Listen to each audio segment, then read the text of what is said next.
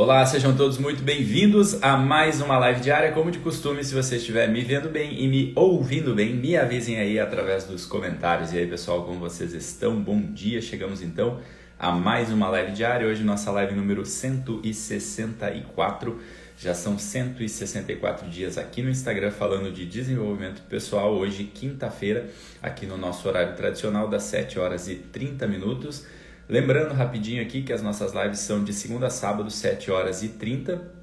Aqui são lives mais curtinhas, de 20, 30 minutos, reflexivas, mas já que de uma forma que a gente já possa colocar em prática no nosso dia a dia. E também a partir do próximo mês estaremos abrindo novamente as inscrições para o nosso clube de assinatura recorrente, que aí lá dentro da plataforma a gente aborda de uma forma mais profunda a teoria que a gente trata aqui, né? E também propõe exercícios práticos, né? Através de módulos como mentalidade, comunicação, construção de hábitos, além também de módulos extras com um especialista em nutrição falando de alimentação saudável, outro módulo falando de organização financeira e também um módulo extra que é um grupo de estudos de livro, onde o pessoal está ali disposto a construir um hábito de leitura e aí se reúne a cada 15 dias de um modo online para debater sobre alguns capítulos daquele livro escolhido, tá bom? Dito isso, então vamos ao que interessa aqui, que é a nossa live. Acredito que hoje vai ser curtinha.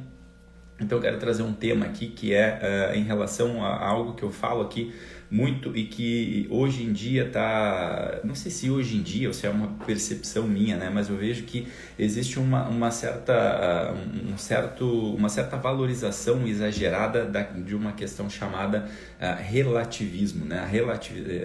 Relativizar as coisas, né? Então eu sou uma pessoa que vivo aqui falando que eu acredito mesmo que a maioria das coisas no mundo realmente são relativas, né? Depende da tua opinião, depende do teu gosto, depende da tua preferência, né? Mas tem outras coisas que eu julgo que não podem ser relativizadas e quando são relativizadas, aí eu acho que a confusão tá declarada, né? A confusão acaba entrando dentro das nossas vidas quando a gente fica relativizando o quê? Quando a gente relativiza a verdade, né? Como se a verdade não existisse, né?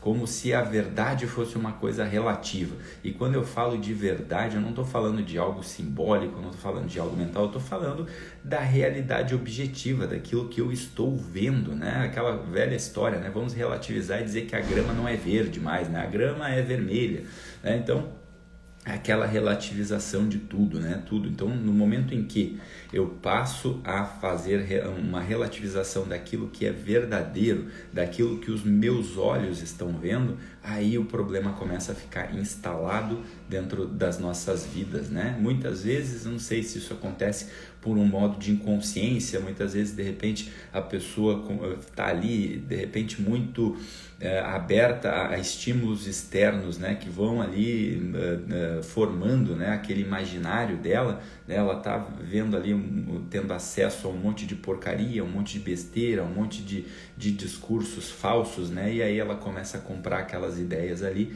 de um modo que ela não consegue mais enxergar a verdade diante dos seus olhos. Tudo que ela vive é uma história que ela conta na sua cabeça, não é mais a realidade é distorcida. Quando isso acontece, aí a gente está diante de uma verdadeira tragédia mesmo, né? Porque aí as pessoas não se tornam mais pessoas com as quais a gente pode confiar, porque elas vivem com a sua verdade, né? Não, o que importa é a minha verdade, não.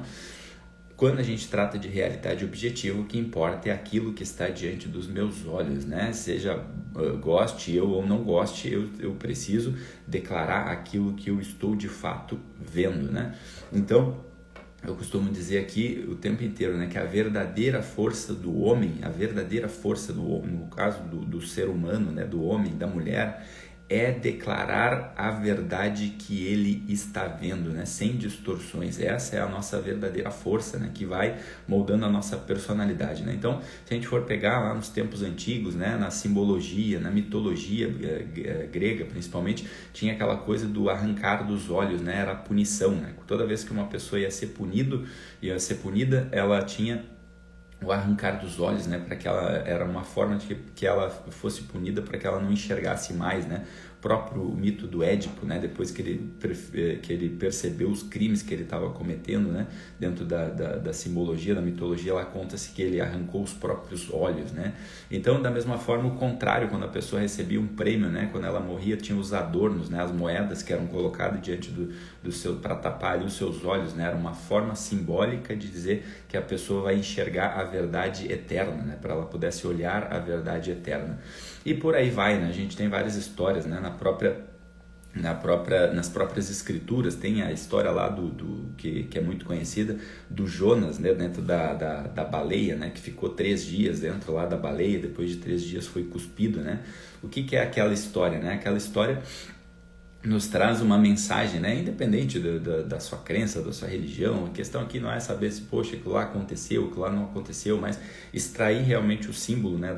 A mensagem simbólica que vem por trás das coisas, né? Então aquela coisa, aquela história nos demonstra o seguinte, né? Jonas, ele acabou indo para dentro da barriga da baleia porque ele estava fugindo da sua missão, de certa forma, né? Ele não estava querendo declarar a verdade, né? Então ele tinha ali a sua missão e ele acabou, quando estava fugindo lá de Nínive, e aí ele sabia lá que os assírios lá, que era o povo lá que ele ia encontrar lá, eles estavam cometendo atrocidades, né? Como por exemplo essa de já ficar arrancando os olhos das pessoas.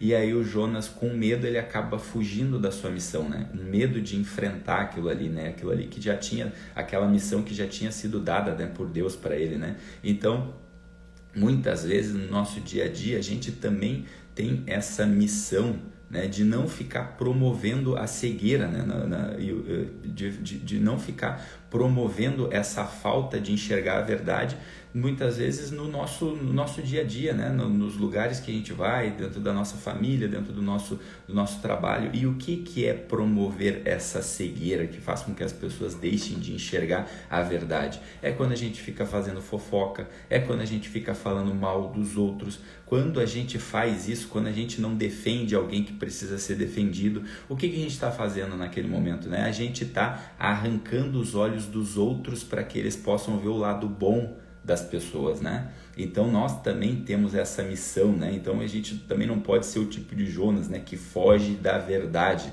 né? Porque se a gente foge da verdade, a gente está fazendo o quê? A gente está traindo o nosso destino, a gente está traindo aquilo que a gente verdadeiramente nasceu para ser.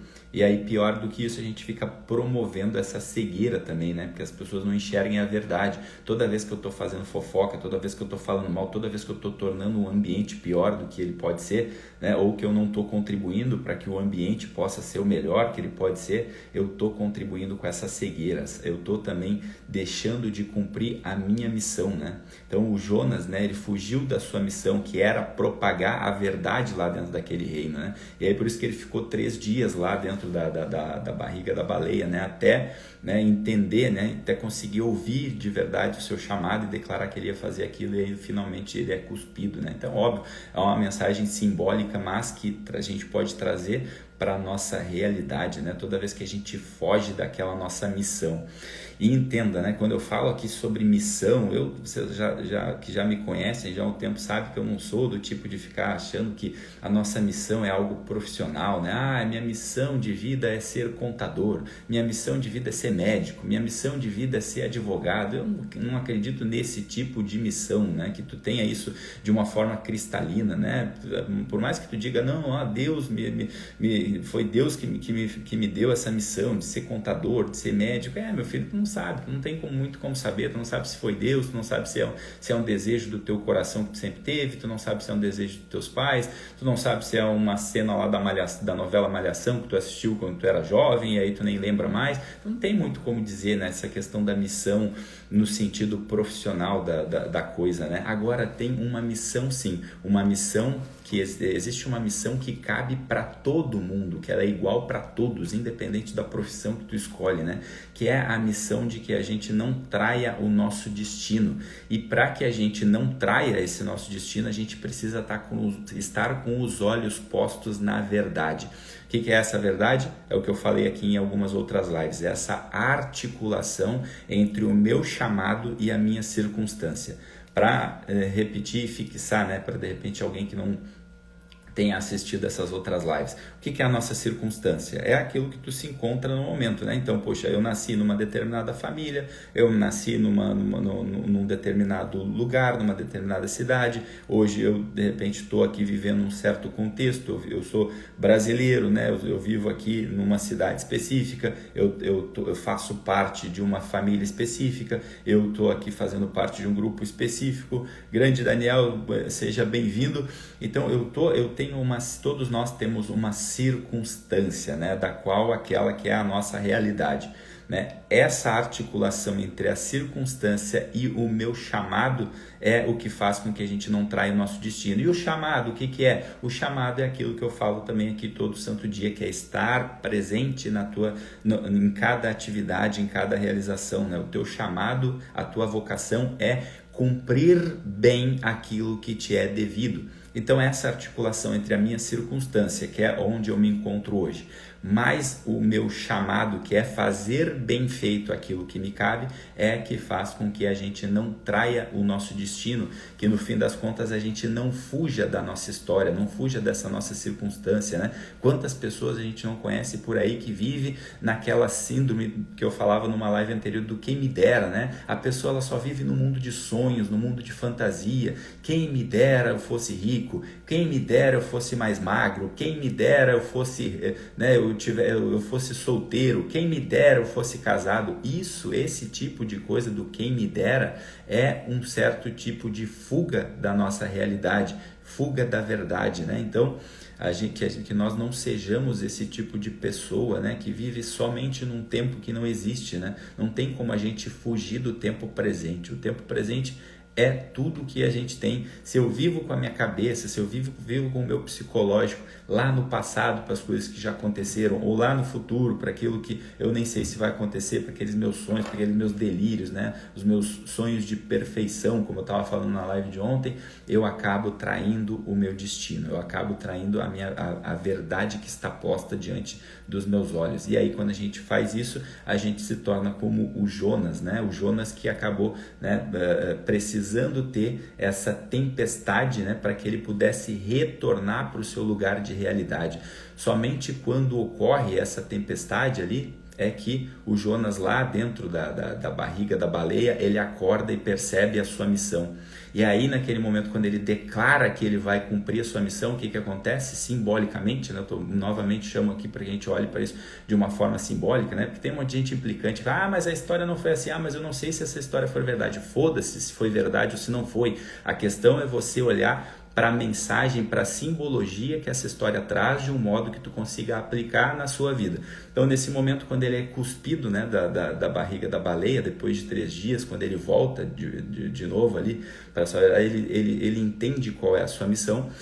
Quando ele entende qual é a sua missão, ele vai lá e cumpre. Aí ele consegue sair daquilo ali, né? Então, toda a história a gente precisa olhar os personagens que estão presentes dentro dela e entender, né? Assim como num filme, né? A gente é um pouco dessa baleia, a gente é um pouco dos assírios, a gente é um pouco do Jonas, a gente é um pouco de cada um desses personagens, né? Toda vez, quando a gente fala de arte, de livro, de filme, eu sempre sugiro para as pessoas, não fique ali se encantando somente por um personagem. Olha para aquela história e percebe um pouquinho de cada um daqueles personagens que tu está sendo na tua vida, e aí a partir dali tu percebe os ajustes que tu precisa fazer. Nesse caso, às vezes a gente tem a função da baleia, por exemplo, né? Pegando como símbolo. O que é a função da baleia? A baleia, ela engloba alguém que está traindo a sua vocação e devolve depois ele a verdade. Muitas vezes o nosso chamado é esse, quando a gente está vendo que as pessoas estão distorcendo a realidade, quando a gente vê que as pessoas estão traindo alguém que não está ali presente, quando elas estão sendo injustas, quando elas estão fazendo fofoca, quando elas estão falando mal das pessoas, a gente tem essa missão de ser a baleia que devolve a pessoa para a realidade. Não é a ideia de querer ficar diminuindo o outro, de querer colocar o outro para baixo, porque aí realmente tu não dá a chance daquela pessoa melhorar. Mas às vezes o nosso chamado é fazer com que a pessoa volte a enxergar aquilo que está acontecendo. Tempos atrás eu tive uma situação com um amigo que estava passando por um rompimento do seu relacionamento amoroso, e aí não vou entrar em detalhes aqui, mas a história era mais ou menos assim, ó. Ele tinha passado uma semana antes por uma situação gravíssima de chegarem a vias de fato, e ele tinha tomado uma decisão de que ele ia, né, acabar com o seu relacionamento. Aí passou um tempo, ele não acabou com o relacionamento. Aí uma semana depois, volta ele com esse mesmo problema, vou acabar com o meu relacionamento. Dessa vez agora é verdade, vou acabar. Aí eu fui entender por que dessa vez ele estava acabando com o relacionamento. Era um motivo muitíssimo inferior àquele outro que tinha acontecido, que era muito maior. E eu falava para ele, poxa cara, mas tu não acabou o teu relacionamento por algo muito mais grave, tu vai acabar agora por quê? E esse porquê novo dele envolvia algo do tipo assim, mas é porque agora as pessoas vão ficar falando de mim. Se eu não terminar agora, as pessoas vão ficar falando mal de mim. Olha a distorção da realidade. Por um motivo grave entre a gente, eu não termino. Depois, por um motivo menor, mas que os outros vão falar mal de mim se eu não o fizer, eu vou terminar. Isso é um exemplo de distorção da realidade. Óbvio que às vezes não te cabe dar a tua opinião, dar pitaco. Nesse caso, a pessoa estava ali se abrindo e pedindo, né? Era uma função minha fazer aquilo ali. Então eu preciso fazer com que a pessoa olhe para a realidade da vida dela e entenda, olha cara, essa tua realidade está distorcida, né? Tu vai por um motivo maior, né? Que tu mesmo declarou que foi gravíssimo, tu não fez e agora tu vai fazer porque os outros vão falar. Né? Não estou aqui dizendo faça ou não faça, eu estou dizendo olhe para a realidade e para de distorcê-la. E isso muitas vezes a gente vê no nosso dia a dia, né? Pessoas sendo injustas com uma pessoa que de repente não está presente, né? Aquela pessoa que reclama de tudo, né? Tá sempre ruim e aí muitas vezes ela comete um certo tipo de ingratidão. É nossa missão muitas vezes nos posicionar não só para defender aquela pessoa que não está presente, mas muito mais para fazer com que aquele que está cometendo o mal enxergue o mal que ele está fazendo. Essa, no fim das contas, era a missão da baleia dentro da simbologia, né? Ela engloba o Jonas que estava traindo ali a sua vocação. E aí depois de um tempo ele o devolve a verdade, né? Depois de um tempo, quando ele percebe qual era que ele estava fugindo da sua verdadeira missão, ela devolve ele e aí sim ele está pronto, né? Então muitas vezes nós vamos ser essa pessoa que tem a função ali de estar entre os assírios ali e fazer com que eles enxerguem a verdade, né? A verdade de não... Aí entra aquilo que eu falo aqui todo santo dia, a receita, né? Para que a gente tenha uma personalidade madura, ela é a coisa mais simples do mundo, né? É a gente não reclamar, é a gente servir, é sermos úteis, né? É dar um sorriso para as outras pessoas que estão presentes com a gente, né? Então, é não encher o saco, no fim das contas, né? Dito de um modo, de grosso modo. Então, quando a gente entende isso, a gente não passa a fazer parte daqueles assírios que estão matando a verdade, né? Que estão traindo, né? o seu destino. A gente faz um movimento contrário, né? Sem precisar ser aquela pessoa chata, aquela pessoa que fica ali querendo pregar lição de moral, mas não, porque eu estou olhando para a verdade sem fazer essa distorção, sem fazer esse relativismo tosco que a gente vê hoje por aí, né? Que é o tal da grama não é mais verde, a grama é vermelha, a grama é da cor que eu quiser, né? Então, eu costumo brincar, nesse tempo eu fui num curso de hipnose, né? Há um ano atrás, mais ou menos. E aí depois, no outro dia, as pessoas estavam entrando numas viagens do tipo assim, isso aqui né, pegando um copo de água e dizendo, não, isso aqui pode, não, de repente não é um copo de água, né? De repente é um copo de suco, né? Isso aqui vai ser... E a pessoa estava entrando naquilo ali. Eu disse, cara, não foi uma boa tu ter feito o curso, né? Porque tu tá aqui querendo agora, eu não vou dizer que hipnose é a distorção da realidade daquilo que a gente está vendo, né? Sendo que essa ferramenta ela pode ser usada para um benefício muito maior. Aí quando vira isso, né? Tipo, quando vira uma coisa, tipo, eu tô olhando para a realidade, eu tô olhando para a verdade como ela é e eu quero distorcê-la do modo que me favorece ou do modo da minha implicância, cara, era melhor que tu não tenha, né? É o tal do bisturi na mão do médico que vai usar o bisturi para traficar rins, né?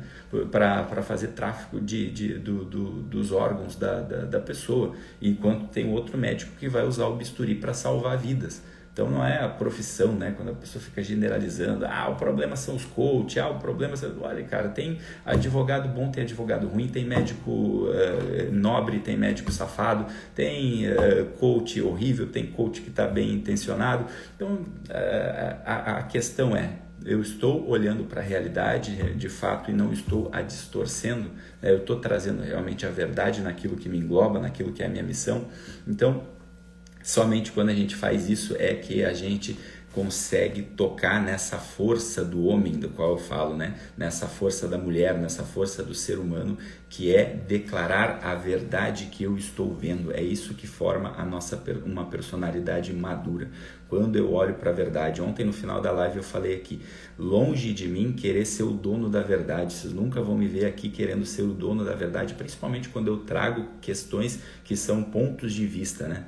Mas que você, que todos nós que estamos aqui, que assistimos a gravação, que a gente nunca deixe de ser um obcecado pela verdade, que a gente busque a verdade das coisas sempre, né? Por mais que às vezes essa verdade ela possa doer, mas que a gente não deixe de a enxergar, senão nós somos punidos como aqueles, né, da mitologia, né, que tem os seus olhos arrancados, né? Não adianta ter olhos e não enxergar realmente a realidade. Para isso a gente precisa estar muito bem articulado nessa circunstância, no nosso chamado, né? Nossa circunstância, aquilo que eu estou vivendo nesse momento. O meu chamado é estar presente fazendo o meu melhor em cada circunstância, estar presente e como que a gente faz isso? Lutando contra a nossa soberba, lutando contra a nossa arrogância, lutando contra a nossa preguiça, sorrindo para os outros, servindo, sendo útil, não enchendo o saco, né? A gente já sabe, vocês já estão cansados de saber de tanto que eu falo sobre isso aqui. Tá bom, pessoal? Então, que não sejamos o Jonas, né? Que a gente não fuja da nossa missão, que a gente não fuja do nosso destino verdadeiro, a gente pare de valorizar tanto, né, a questão profissional. Eu nasci para ser médico, eu nasci para ser contador, nasci para ser advogado, que a gente, né, leve a sério isso, óbvio, mas que a gente entenda que a nossa missão ela está para muito além disso, né? Nossa missão é realmente estar ali fazendo essa articulação entre a nossa circunstância e o nosso chamado, estando presente da melhor forma, fazendo o nosso melhor e não distorcendo as coisas, não contribuindo com a cegueira daqueles que estão junto da gente, tá bom, pessoal? Então, essa foi a nossa live de hoje. Fica aqui os agradecimentos. Carol Gulira, presente na área, muito feliz de te ver aqui. Carol, seja sempre muito bem-vinda, acho que é a primeira vez que tu participa aqui na live ao vivo. Daniel, diretamente de Curitiba, seja sempre muito bem-vindo, meu amigo. E Seu Jorge, esses tempos era seu aniversário, eu esqueci aqui de lhe parabenizar. Feliz aniversário atrasado aqui, já lhe dei o feliz aniversário pessoalmente, agora também um feliz aniversário também, Seu Jorge, que é a pessoa que está aqui praticamente desde o começo, né, lá da live número 1, lá o Sr. Jorge já participava, é a pessoa mais presente aqui dentro das nossas lives. Uma grande honra ter o senhor aqui presente, Sr. Jorge. Muita saúde, muita paz, muitas felicidades na sua vida. Um sensacional dia para você também, Daniel, diretamente aí de Curitiba. Um grande abraço, uma ótima quinta-feira a todos. Fiquem com Deus e até amanhã. Essa foi a nossa live número 164. Um grande abraço. Tchau, tchau.